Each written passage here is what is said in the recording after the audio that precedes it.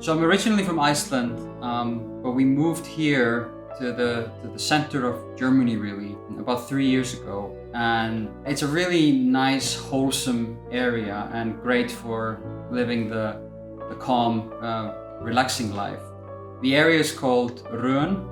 That word is very old. It was used in old Proto-Germanic languages thousands of years ago, and is actually originating from the Norse word hraun, which is still used today in Icelandic, and it means lava. And so the area that we're in is essentially a very old lava field. I always say that the volcanoes really follow me. I can't get rid of them.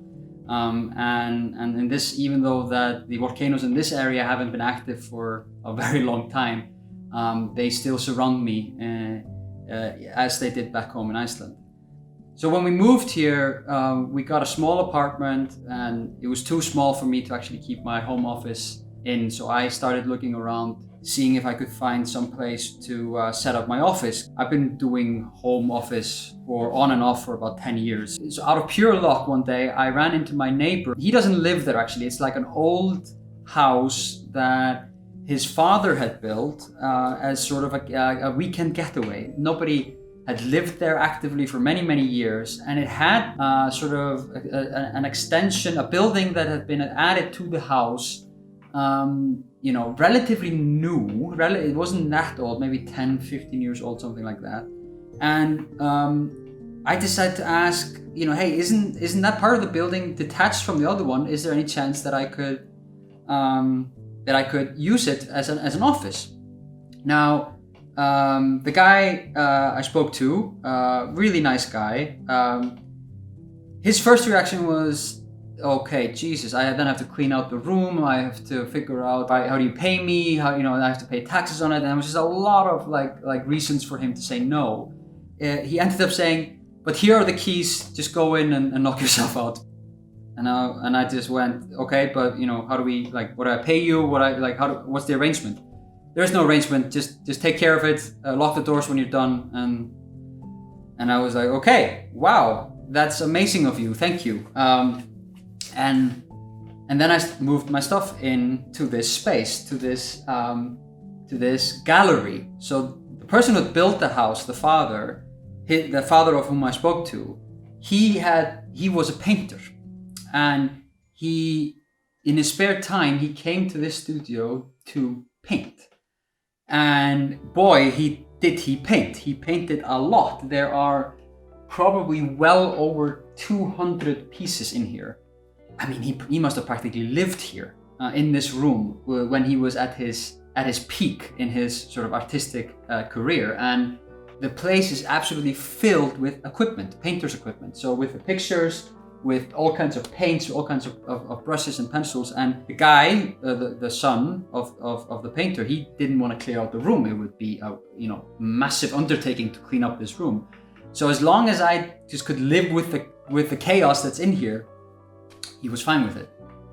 So I moved in, and I started by just taking my just my computer. It was supposed to be an office for my work.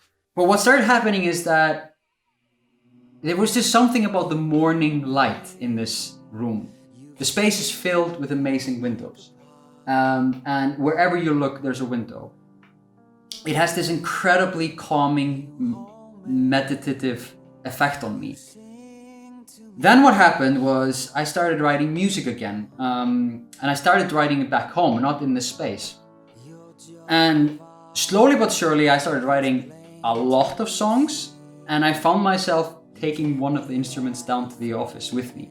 It started out very innocent. I took the piano or the keyboard, placed that, and in the mornings I play a little bit of keyboard. Then I picked up the first guitar, then the second guitar, and then the microphones came over, and then I bought some more music equipment, and all of a sudden I found myself turning what was supposed to be what was just a corner of the room into my little home studio.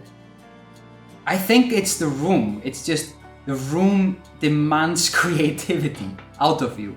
You have to honor the room by doing something else than sitting on meetings arguing about things that really don't matter in the grand scheme of things. You have to spend your time in this room creating.